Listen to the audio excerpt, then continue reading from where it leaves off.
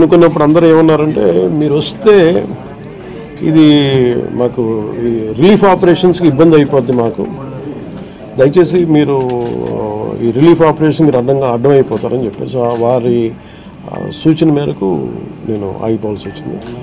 ఇప్పుడు కూడా ఒకసారి వాళ్ళ నిర్ణయం తీసుకొని వాళ్ళు టేక్ ఎక్కాలి, వెళ్తే అది సహాయపడాలి. కానీ మళ్ళీ ఇంకొక కేయాటిక్ మీకు తెలుసు కదా, అందుకని దాన్ని దృష్టిలో పెట్టుకుని కొంచెం చట్టపాయిస్తున్నాను అంత విషయం లేదు. కొంచెం ఇబ్బంది లేదంటే ముందు మెయిన్ అధికారులు పాపం గత 72 గంటల నుంచి వాళ్ళు నలిగిపోతాను నిద్రాహారాలు లేకుండా. సో వాళ్ళని దృష్టిలో పెట్టుకొని మళ్ళీ నేను వెళ్ళి సహాయపడాలి, కానీ మళ్ళీ అది అదనపు బరువు అయితే మళ్ళీ రెస్క్యూ ఆపరేషన్స్ ఇబ్బంది కలగకూడదని చెప్పి నేను దాన్ని దృష్టిలో పెట్టుకొని నేను స్వయంగా నేను పర్యవేక్షిస్తున్నాను.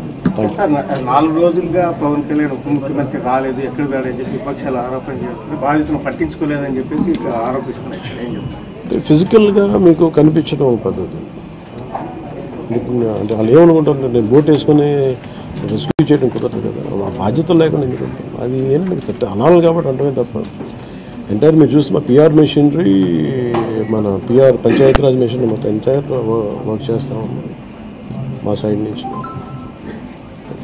అంటే అట్లా కదా సార్, ధైర్యం చెప్పడానికి కూడా రాలేదని చెప్పేసి వాళ్ళు ఆరోపణ చేస్తున్నారు కదా మీ నుంచి.